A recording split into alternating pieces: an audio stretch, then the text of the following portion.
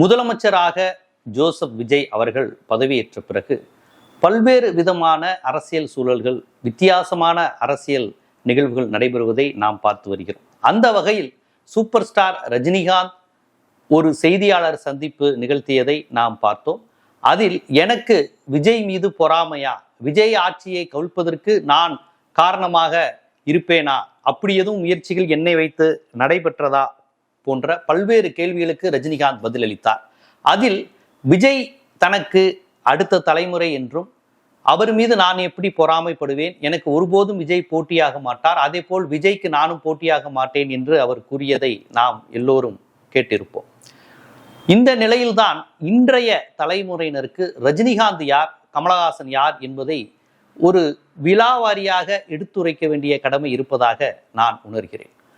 ரஜினி கமல் காலத்தில் அவர்கள் இருவருக்கும் இடையில் என்ன மாதிரியான உறவு இருந்தது, தற்போது வரை அது எவ்வாறாக நீடிக்கிறது, அவர்கள் இருவரும் இணைந்து திரைப்படம் இப்போதும் நடிக்க இருக்கிறார்கள், இப்போதும் திரையுலகில் அவர்கள் இணைந்தும் இருக்கிறார்கள், தனித்தனியாகவும் நடித்து கொண்டிருக்கிறார்கள். இது போன்ற பல்வேறு விஷயங்கள் அவர்கள் எங்கிருந்து தொடங்கி தற்போது எங்கு வந்து நின்று கொண்டிருக்கிறார்கள் என்பதை இன்றைய தலைமுறைக்கு சொல்ல வேண்டிய கடமை இருப்பதாகவே உணர்கிறேன். ஏனென்றால் இந்த விஜய் அரசியல் வந்ததற்கு பிறகு விஜய் அஜித் சண்டை என்பது குறைந்து ரஜினி விஜய் சண்டை என்பது போல் ஆகிவிட்டது. ரஜினி கமல் ரசிகர்கள் சண்டை என்பது மறந்து ரஜினி விஜய் சண்டை என்பது போன்ற ஒரு சூழல் தொடங்கிவிட்டது. இது யாரும் எதிர்பார்த்திராத ஒரு சூழல். இதைத்தான் ரஜினி சொன்னார்.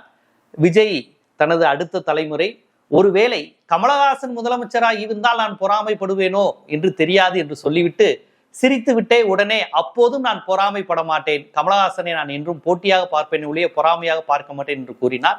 இதே கருத்தை கமலஹாசனும், ரஜினிகாந்துக்கும் எனக்கும் ஆரோக்கியமான போட்டி தான் உண்டே ஒழிய எனது நண்பர் மீது ஒருபோதும் எனக்கு பொறாமை கிடையாது என்பதை கமலஹாசனும் தெரிவித்தார்.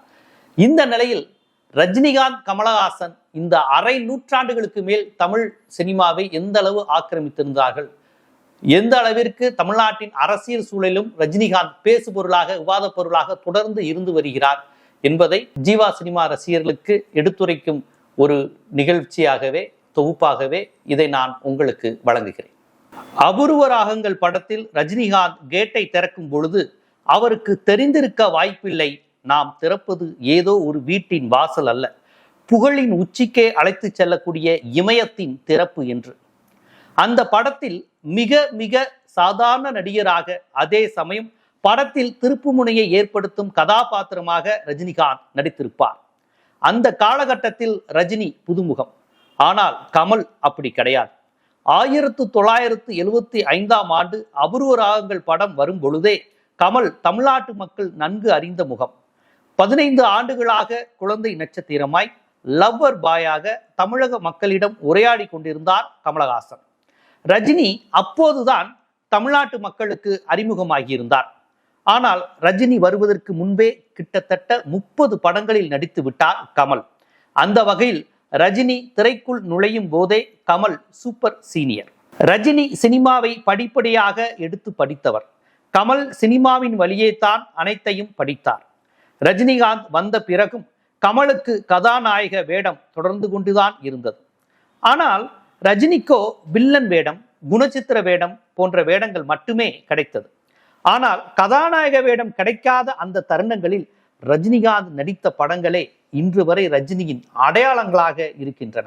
ரஜினிகாந்த் குணச்சித்திர வேடத்தில் தனது நடிப்பு திறனை வெளிக்காட்டு கொண்டிருக்க, கமலஹாசனோ தனது லவ்வர் பாய் இமேஜை தொடர்ந்து கொண்டிருந்தார். கமல் படம் என்றாலே முத்த காட்சி, நெருக்கமான காதல் காட்சிகள் இருக்கும் என்ற பார்வை அந்த காலகட்டத்திலேயே இருந்தது. 80களின் தொடக்கம் 2 நடிகர்களுக்கும் திருப்பத்தை தந்தது. இனி நாம் இருவரும் இணைந்து நடிக்க வேண்டாம் என்று கமல் சொன்ன அறிவுரையை ஏற்று ரஜினி தனித்து படங்கள் நடிக்க ஆரம்பித்தார். அதற்கு பிறகு அவர் கதாநாயகனாக மட்டுமே நடித்தார். குறிப்பாக ஏவிஎம் தயாரிப்பில் வெளிவந்த முரட்டுக்காலை திரைப்படம் ரஜினியை மிகப்பெரிய மாஸ் ஹீரோவாக முன்னிறுத்தியது. ரஜினியின் முரட்டு தோற்றம், துருதுரு நடிப்பு முரட்டுக்காலையின் வெற்றிக்கு உதவியது. அந்த படத்தில் வரும் பொதுவாக எம்மனது தங்கம் பாடல் வரிகளை பார்த்து ரஜினிகாந்த் தொடக்கத்தில் தயங்கினார். எம்ஜிஆர் படத்திற்கு எழுதுவது போல் என் படத்திற்கும் பாடல் வரிகள் எழுதியுள்ளீர்கள், வேண்டாம் என பெருந்தன்மையுடன் மறுத்திருக்கிறார் ரஜினிகாந்த். பஞ்சு அருணாச்சலம் தான் ரஜினியை பார்த்து இது உங்களுக்கு பொருத்தமாக இருக்கும் சார் என்று கூறி உற்சாகப்படுத்தியுள்ளார். அன்று ரஜினிக்கு ஏற்பட்ட உற்சாகம்தான் இன்று வரை அவரது ரசிகர்களை தொற்றிக்கொண்டே இருக்கிறது. ரஜினி தன் ரசிகர்களுக்கு முழு மசாலா விருந்து அளித்துக் கொண்டிருந்த வேளையில் கமல் ராஜ பார்வை, வறுமை நிறம் சிவப்பு, மீண்டும் கோகிலா, மூன்றாம் விரை என வேறு ஒரு தடத்தில் பயணித்துக் கொண்டிருந்தார். முரட்டுக்காலை படத்தின் மாபெரும் வெற்றிக்கு பிறகு கமலஹாசனை நோக்கி பயணித்த ஏவிஎம் சகலகலா வல்லவன் என்றொரு மசாலா படத்தை எடுத்தது. கமலஹாசனுக்கு இதுவரை இப்படி ஒரு சீசென்ற படம் அமைந்தது கிடையாது. படத்தின் பாடல்கள், சண்டை காட்சிகள், திரைக்கதை அமைப்பு என கிராமங்கள் முதல் நகரங்கள் வரை அனைவரையும் ஈர்க்க படம் சூப்பர் டூப்பர் ஹிட். ரஜினியின் வசூலுக்கு எந்த விதத்திலும் கமல் படத்தின் வசூல் குறைந்ததில்லை என்ற நிலை இருந்தது. இன்னும் சொல்ல போனால் ரஜினி கமல் ரசிகர்கள் என்ற ஒரு பிரிவு தமிழ்நாட்டில் அப்போது உருவாகிவிட்டது. 80 இருந்து 83 வரை உள்ள காலகட்டம் தான் ரஜினிக்கும் கமலுக்கும் ரசிகர் மன்றங்களை உருவாக்கிய காலம். சகலகலா வல்லவன், தூங்காதை தம்பி தூங்காதை என கமர்சியல் மன்னனாக கமல் உருவெடுத்தார். ரஜினியும் போட்டிக்கு தங்க மகன், அடுத்த வாரிசு, தனிக்காட்டு ராஜா, போக்கிரி ராஜா என பிஎன்சி சென்டரில் பட்டையை கிளப்பினார். 85க்கு பிறகு கமல் மாஸ் நடிகர் என்பதை விட கிளாஸ் நடிகர் என்ற அடையாளத்தை அதிகம் விரும்ப ஆரம்பித்தார். நாயகனில் தொடங்கி அவரது புதுமை வேட்கை இப்போது வரை தொடர்ந்து கொண்டேதான் இருக்கிறது. எம்ஜிஆர் மறைவிற்கு பிறகு ரஜினிகாந்த் தேர்ந்தெடுத்த படங்கள் அனைத்தும் கதாநாயக பிம்பத்தை தூக்கி பிடிக்கும் கதையம்சம் கொண்ட படங்கள். இந்த காலகட்டத்தில் தான் ரஜினி ரசிகர், கமல் ரசிகர் என்ற பாகுபாடு அதிகம் இருந்தது. திரையரங்குகளில் ஒரே நேரத்தில் ரஜினி கமல் திரைப்படங்கள் வெளியானால் மோதல் உருவானது. அந்த அளவிற்கு ரஜினி கமல் ரசிகர்கள் மோதல் பரபரப்பு செய்தியானது. குறிப்பாக ரஜினிகாந்தின் மாவீரன், கமலஹாசனின் புன்னகை மன்னன் ஒரே நாளில் வெளியாகி கலவரமானது. அதற்கு அடுத்தபடியாக ரஜினியின் மாப்பிள்ளை, கமலஹாசனின் வெற்றி விழா ஒரே நாளில் வெளியாகி ரசிகர்களிடையே கைகலப்பானது. காம்ப்ளெக்ஸ் திரையரங்கில் ரஜினி கமல் என இருவர் படங்களையும் ஒரே நாளில் எடுக்க வேண்டாம் என திரையரங்கு நிர்வாகிகள் முடிவெடுக்கும் அளவிற்கு ரஜினி கமல் ரசிகர்கள் மோதல் இருந்தது குறிப்பிடத்தக்கது. 90களுக்கு பிறகு ரஜினிதான் தமிழ் சினிமாவின் சூப்பர் ஸ்டார். ஆசிய கண்டத்தில் ஜாக்கி சானுக்கு பிறகு பிரபலமான நடிகர் என்ற புகழாரங்கள் எல்லாம் ரஜினியின் உயரத்தை எடுத்து சொல்லின. அந்த காலகட்டத்தில் கமலஹாசனின் கவனம் முழுவதும் உலகத்தர தொழில்நுட்பங்களை தமிழ் சினிமாவில் புகுத்துவதிலேயே இருந்தது. அதே போல் வித்தியாசமான வேடங்களில் நடித்துவிட வேண்டும், தன் நடிப்பு பேசுபொருளாக வேண்டும் என்பதில் கமல் கூடுதல் கவனம் செலுத்தினார். தளபதி, குணா ஒரே நாளில் வெளிவந்த படங்கள். வணிக ரீதியாக வெற்றி தளபதி படத்திற்கு தான். ஆனால் குணா ஏற்படுத்திய தாக்கம் குறித்து இன்று வரை திரை ஆர்வலர்கள், திரை மாணவர்கள் என பல்வேறு தரப்பினரும் விவாதித்துக் கொண்டிருக்கின்றனர். 90களுக்கு பிறகு ரஜினிகாந்த் தொடர்ச்சியாக படம் நடிப்பதை குறைத்து கொண்டார். தனது படங்களின் தொடக்க காட்சியில் தத்துவ பாடல் வேண்டும் என்பதில் உறுதியாக இருந்தார் ரஜினி. அண்ணாமலை, வீரா, முத்து, பாட்ஷா என தற்போது வெளிவரும் படங்கள் வரை ரஜினிகாந்த் படத்தில் ஓப்பனிங் சாங் கண்டிப்பாக இருக்கும். அப்படி இருந்தால்தான் அது ரஜினி படம், அது ரசிகர்களுக்கான படம். ரஜினியின் டைட்டிலில் வரும் ஓப்பனிங் காட்சியில் புதுவிதமான தொழில்நுட்பம் பயன்படுத்தப்படும். இசையமைப்பாளர் தேவாவின் பின்னணி இசையுடன் தோன்றும் அந்த சூப்பர் ஸ்டார் டைட்டிலுக்கு ஆரவாரம் செய்யாத ரசிகர்களே கிடையாது. ரஜினிக்கு சூப்பர் ஸ்டார் பட்டம் என்றால் கமலுக்கு லவ் ஸ்டார், சூப்பர் ஆக்டர் போன்ற பட்டங்கள் உண்டு. ஆனால் தெனாலி படத்தில் கொடுத்த உலகநாயகன் பட்டம் தான் கமலுக்கு அப்படியே நிலைத்து விட்டது. சூப்பர் ஸ்டார் பட்டம் எப்படி வித்தியாசமான கோணத்தில் வெளிவருமோ அதே போல் உலகநாயகன் என்ற டைட்டிலையும் வித்தியாசமாக காண்பித்து கமல் ரசிகர்களை திருப்திப்படுத்தினார்கள். பாட்ஷா, அருணாச்சலம் போன்ற திரைப்படங்கள் வெளிவந்த காலகட்டத்தில் ரஜினியை சுற்றி அரசியல் ரேகை படர்ந்திருந்தது. பொதுவாக ரஜினி படத்திற்கு ரசிகர்கள் மாஸ் இருக்கும். அதிலும் தற்போது அரசியல் அடையாளம் வர தொடங்கிய பிறகு ரஜினி பேசும் எல்லா பஞ்சு டயலாக்கையும் அரசியலோடு தொடர்பு படுத்தி ரசிகர்கள் புரிந்து கொண்டனர். ரசிகர் மன்றத்தினர் அனைவருக்கும் தலைவர் கட்சி எப்போது தொடங்குவார் என்ற ஆர்வம் தொற்றிக் கொண்டது. ரஜினி சினிமாவில் இருந்து அடுத்த கட்டமாக அரசியலுக்குள் செல்ல போகிறார், ஜெயலலிதாவிற்கு எதிர்க்கிறார், பாரதிய ஜனதாவை ஆதரிக்கப் போகிறார் என பல்வேறு கருத்துக்கள் தொடர்ந்து பரவ தொடங்கின. அந்த சமயத்தில் கமல் குருதிப்புணல், அவ்வை சண்முகி, ஆளவந்தான் என மேற்கத்திய சினிமாக்களுடன் போட்டி போடும் அளவிற்கான கதையை தேர்ந்தெடுத்து நடித்துக் கொண்டிருந்தார். பாபா பட வெளியீட்டின் போதே பாட்டாளி மக்கள் கட்சியினருக்கும் ரஜினி ரசிகர்களுக்கும் இடையே பல இடங்களில் மோதல் வெடித்தது. 2004 மக்களவை தேர்தலில் பாமக நிற்கும் 6 தொகுதிகளையும் தோற்கடிக்க ரஜினி ரசிகர்கள் களத்தில் இறங்கினர். ஆனால் பாமக நின்ற அனைத்து தொகுதிகளிலும் பெரும் வெற்றியை அந்த கட்சி பெற்றது. அந்த சமயத்தில் திமுக பாமக கூட்டணியை விமர்சித்து ரஜினிகாந்த் பேசிய வாசகம் பிரபலமாக இருந்தது. ராமதாஸ் என் நண்பரான கலைஞரிடம் அடைக்கலமாகிவிட்டார் என்று சொன்னார். அந்த கருத்தை குறிப்பிடும் வண்ணம் ஜக்குபாய் என்ற தனது பட சுவரொட்டியில் இறைவா நண்பர்களிடம் இருந்து என்னை காப்பாற்று, எதிரிகளை நான் பார்த்துக் கொள்கிறேன் என்று எழுதப்பட்டிருந்தது. ஆனால் கடைசியில் ஜக்குபாய் என்ற ரஜினி படம் வெளிவரவே இல்லை.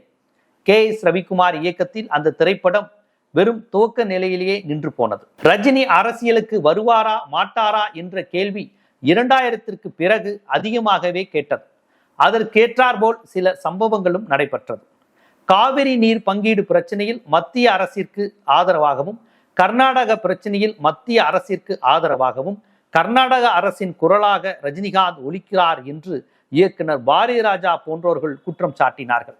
அப்போது ரஜினிகாந்த் நடத்திய உண்ணாநிலை போராட்டத்தில் பங்கேற்ற கமலஹாசன், என் நண்பர் தனி பாதையில் செல்கிறார், அது அரசியல் பாதை, அவருக்கு என் வாழ்த்துக்கள் என்றார். அந்த காலகட்டத்தில் எல்லாம் கமல் அரசியல் கட்சி தொடங்குவார் என்று கமல் ரசிகர்கள் கூட நினைத்து பார்த்திருக்க மாட்டார்கள். பாபா பட தோல்விக்கு பிறகு 3 ஆண்டுகள் கழித்து சிவாஜி புரொடக்ஷன்ஸ் தயாரித்த சந்திரமுகி படத்தில் நடித்தார் ரஜினி.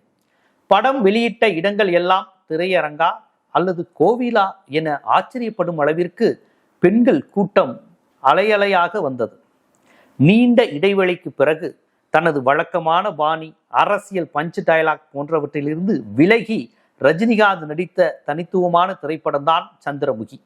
ரஜினி அரசியல், உண்ணாவிரதம், ராமதாஸ் என பல்வேறு அம்சங்களுடன் பயணித்துக் கொண்டிருக்க கமலும் விருமாண்டி படம் மூலம் அரசியல் சர்ச்சையில் சிக்கினார்.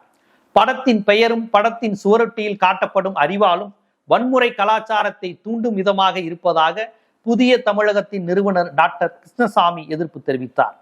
அதிமுக அரசே நேரடியாக இறங்கி சமாதானம் செய்து வைத்த பின்புதான் இந்த படம் வெளியானது. கமல் ரசிகர்கள் மீண்டும் பரபரப்பாக இயங்கிய தருணம் விரும்பாண்டி திரைப்படம் வெளிவந்த சமயம்தான். ரஜினி ரசிகர்களுடன் சண்டை போட்ட காலங்கள் மாறி அரசியல் கட்சிகளுடன் மோதல் உருவாகியிருந்தது. விரும்பாண்டி படத்தில் அவரை சண்டியர் என ஒருவர் அழைக்க, என்னைய விரும்பாண்டின்னு கூப்பிடு, ஆத்தாதான் விரும்பாண்டின்னு பேர் வச்சிருக்குல்ல என்று கமலஹாசன் வசனம் பேசுவார். அது அன்றைய ஜெயலலிதா அரசு அந்த படத்திற்கு வைத்த பேர் என்பதை அந்த காலகட்ட சூழல் தெரிந்தவர்களுக்கு தெரிந்திருக்கும். சந்திரமுகிக்கு பிறகு 2 ஆண்டுகள் கழித்து சிவாஜியும் மிகப்பெரிய வெற்றி பெற்றது. சிவாஜிக்கு பிறகு பெரிய அளவில் எந்த படமும் வெற்றி படமாக அவருக்கு அமையவில்லை. கபாலி, காலா படங்களும் ரஜினியை மையப்படுத்திய படங்களாக அமையவில்லை. தலித் அரசியல் பேசும் ரஜினி, இந்துத்துவத்திற்கு எதிராக அரசியல் பேசும் ரஜினி என ரஜினிக்கு புது புது அடையாளங்கள் கிடைத்தன. பாபா படத்தில் ரஜினி பேசிய ஆன்மீக அரசியலுக்கு ரசிகர்கள் கைத்தட்டி எப்படி வரவேற்றார்களோ, அதே போல் காலா படத்தில் இந்துத்துவ எதிர்ப்பு பேசிய போதும் அதே போன்ற வரவேற்பை ரசிகர்கள் தந்தனர். இரண்டிற்கும் உள்ள வேறுபாட்டை அவர்கள் அறிந்தார்களா என்றால் அதற்கு பதில் தெரியாது. ஏனென்றால் அவர்கள் ரஜினி ரசிகர்கள். ரஜினி என்ன சொன்னாலும் ரசிப்பார்கள், அவ்வளவுதான்.